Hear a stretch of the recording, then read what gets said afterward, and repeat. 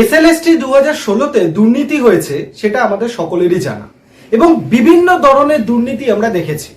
ওয়েমার শিটে দেখা যাচ্ছে কেউ কোনো অ্যান্সার করেও নি, হয়তো মেরিট লিস্টে তার নাম আছে, বা যে হারে সে এক্সাম দিয়েছে সেক্ষেত্রেও তার সেই রকম র্যাঙ্ক না এসে তার হয়তো বেটার র্যাঙ্ক এসেছে। তো এরকম র্যাঙ্ক জাম্প করা বা ব্ল্যাঙ্ক খাতা জমা দিয়ে চাকরি করা, এরকম বহু ধরনের করাপশন আমরা 2016 এসএলএসটিতে দেখেছি। আজকের এই ভিডিওতে তোমাদের এমন এক ধরনের করাপশনের কথা বলবো যেটা 2016 এসএলএসটিতে হয়েছে এবং সেই করাপশন করার পরেও সেই সমস্ত ব্যক্তি বা ব্যক্তিবর্গরা এখনো কিন্তু নিজেকে আনটেন্টেড বলে ঘোষণা করেছেন এবং তারা কিন্তু এখনো স্কুলে চাকরি করছে এবং সেই বেতনটাও কিন্তু পাচ্ছে। তো এরকম যারা রয়েছে সেটা কি ধরনের করাপশনের রয়েছে সেই জিনিসটা আমি যেটা অবজার্ভ করলাম সেটা তোমাদেরকে আজকে আমি বলবো। এবং এটা কিন্তু ভাবনা চিন্তা বা ধারণা চিন্তারও বাইরে যে এরকম ধরনের ঘটনা কিন্তু ঘটেছে।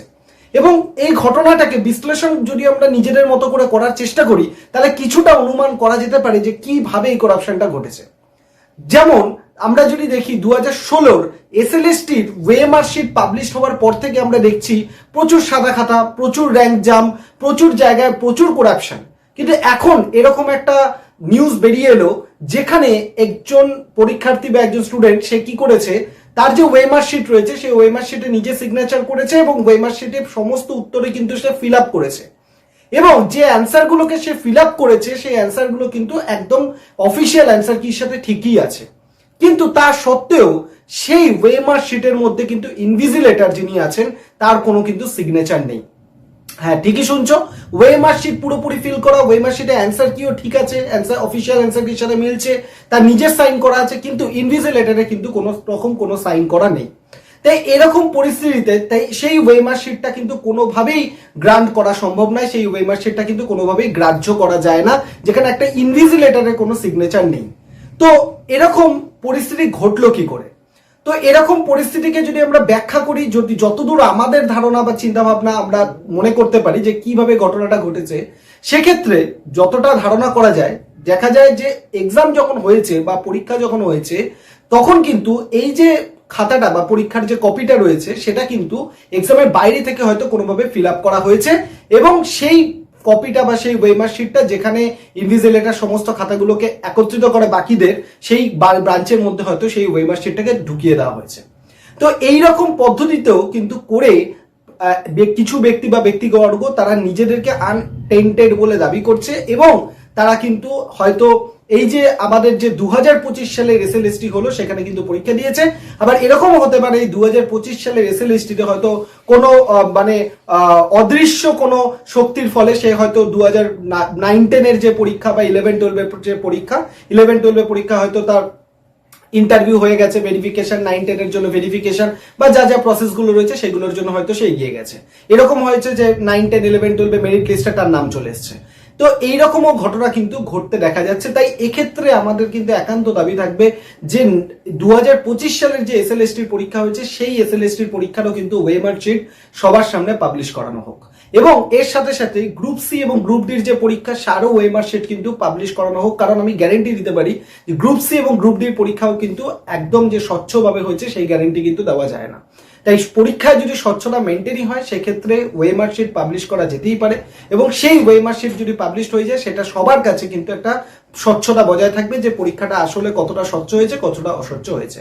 সেই জন্য এই আমার তোমাদের কাছে এটাই দাবি থাকবে, ভিডিওটাকে তোমরা শেয়ার করবে যাতে তোমাদের দাবিটাকে সরকার অবধি পৌঁছানো যেতে পারে, যেখানে 2025 সালের যে এসএলএসটি পরীক্ষা হয়েছে সেই এসএলএসটি পরীক্ষার ওয়েমার শিটটা সমস্ত স্টুডেন্টের সামনে নিয়ে আসা হোক। এবং আমি একান্তভাবেই হয়তো আশাবাদী যে পুরাতন যে সরকার ছিল সেই সরকারের বিভিন্ন ধরনের খামখেয়ালি পড়ার জন্য বা তাদের যে আচরণ সেই আচরণের জন্য যে ভুলগুলো হয়েছে বর্তমান সরকার সেই দিকগুলোকে অবশ্যই আলোকপাত করবে এবং আমাদের তাদের প্রতি ভরসা রাখতে হবে, যার জন্য মানুষ তাদেরকে ভরসা রেখেছে এবং নতুন সরকারকে নিয়ে এসেছে যে তারা এই জিনিসগুলোকে অবশ্যই দেখবে এবং সেইগুলো সমাধান করবে। সেই ব্যাপারে আমরা পুরোপুরি আশাবাদী এবং আমার সাথে সাথে আশা করি সবাই সেই ব্যাপারে আশাবাদী রয়েছে। তো এইরকম ধরনের ঘটনা যারা ঘটিয়েছে, ওয়েমার শিটকে নিজেরা ফিল করেছে, কোনো নিজেরা সিগনেচার কিন্তু ইনভিজিলেটরের কোনো সিগনেচার নেই, এরকম ধরনের বিষয় যারা রয়েছে তাদেরকেও কিন্তু আইডেন্টিফাই করতে হবে। তার জন্য ওয়েমার শিটকে পাবলিশ করা খুব দরকার, 2025 সালের ওয়েমার শিটটা। তার সাথে সাথে গ্রুপ সি এন্ড গ্রুপ ডির ওয়েমার শিটও কিন্তু পাবলিশ হওয়াটা খুবই প্রয়োজন। তোমাদের যদি এই ব্যাপারে সেম আমার মতো মতবাদ থাকে, অবশ্যই এই ভিডিওর কমেন্ট সেকশনে তোমরা তোমাদের মতবাদগুলো জানাবে। এবং তার সাথে সাথে অবশ্যই আমরা সরকারের কাছে এই ব্যাপারটা নিয়ে দাবি জানাবো যে ওয়েমার শিট পাবলিশড হোক, তাহলে পরীক্ষাটা কতটা 2025 সালেরটাও কতটা ফেয়ার ভাবে হয়েছে সেই ব্যাপারটা আমরা পরিষ্কার হয়ে যাবে। এই ব্যাপারে আরো একটা ব্যাপার তোমাদেরকে জানিয়ে রাখি, সরকার কিন্তু অবশ্যই এই জিনিসটা আমাদেরকে বলে দিয়েছেন যে যারা ফ্রেশার্স রয়েছে এবং আগের বছর যে 2025-এর যে পরীক্ষাটা হয়েছে সেখানে নিজেদের যে যোগ্যতা সেটা কোনোভাবে হয়তো সে প্রমাণ করে উঠতে পারেনি, সেক্ষেত্রে তার নিরাশ হবার কোনো কারণ নেই। কারণ আগামী কিছু মাসের মধ্যে, কারণ তোমরা জানো এসএসসি চেয়ারম্যানের কিন্তু পরিবর্তন হয়ে গেছে, তাই এটা কিন্তু খুবই আশার আলো আমরা সবাই দেখতে পাচ্ছি যে আগামী কিছু মাসের মধ্যে হয়তো পুরাতন যা যা করাপশন হয়েছে, যা কিছু হয়েছে, এই বর্তমান সরকার সেটাকে সমস্ত কিছু মিটিয়ে দিয়ে কিন্তু আগামীতে কিছুদিনের মধ্যেই হয়তো দুর্গাপুজোর আগে কি পরে আমাদের নতুন এসএলএসটির যে নোটিফিকেশন সেটা কিন্তু বেরিয়ে যাবে। এই সময় কিন্তু আমি তাদের কথা বলছি যারা হয়তো আগের পরীক্ষাটায় নিজেদের যোগ্যতা সেইভাবে প্রমাণ করতে পারেনি, সেক্ষেত্রে এখন কিন্তু তোমাদের একটা বড় সুযোগ, এই সুযোগটাকে কিন্তু তোমাদেরকে কাজে লাগাতে হবে। কারণ বর্তমান সরকার কিন্তু আমাদের পাশে সবসময় দাঁড়িয়ে রয়েছে, তারা চেষ্টা করছে বিভিন্নভাবে আমাদেরকে সাপোর্ট করা। এবার আমাদের কাজ হচ্ছে পড়াশোনাটা করে আগামীতে যে সুযোগগুলো রয়েছে সেগুলোকে কাজে লাগিয়ে আমরা আমাদের নিজেদের স্বপ্নকে পূরণ করি। তার জন্যই বলবো এসএলএসটি রিলেটেড যে কোনো আপডেটের জন্য এই সৌভিক পাল ইউটিউব চ্যানেলটিকে তোমরা সাবস্ক্রাইব করে রাখো, এবং তার সাথে সাথে এসএলএসটি জিওগ্রাফি রিলেটেড প্রিপারেশনের জন্য তোমরা আমার স্ক্রিনে দেওয়া নাম্বারে হোয়াটসঅ্যাপ করতে পারো। এসএলএসটি জিওগ্রাফি লিখে আমাদের ডেডিকেটেড হোয়াটসঅ্যাপ গ্রুপে আমি জয়েন করিয়ে দেবো। তার সাথে সাথে তুমি কি করতে পারো, আমাদের যে টেলিগ্রাম চ্যানেল এবং হোয়াটসঅ্যাপ চ্যানেল যার লিঙ্ক ভিডিওর ডেসক্রিপশন বক্সে রয়েছে সেখানেও কিন্তু তোমরা জয়েন করে যেতে পারো। এবং তোমরা তোমাদের যে মতবাদ, এই যে করাপশনটা হয়েছে বা আমি যেটা নতুন জিনিসটা অবজার্ভ করলাম সেটা তোমাদেরকে জানালাম, অবশ্যই সেই ব্যাপারে তোমাদের মতবাদ এই ভিডিওর কমেন্ট সেকশনে তোমরা জানাবে।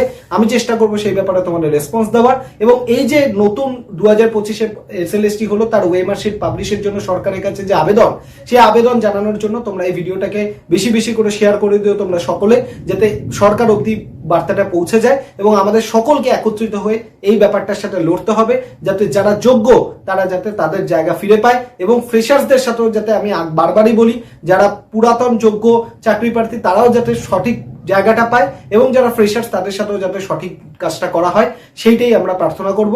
সবাই সুস্থ থাকো, ভালো থাকো, এবং সবাই প্রার্থনা করি আমরা তোমাদের সবার সাথে ভালো হোক এবং চ্যানেলের সাথে কানেক্টেড থাকো। ধন্যবাদ সবাইকে, থ্যাংক ইউ।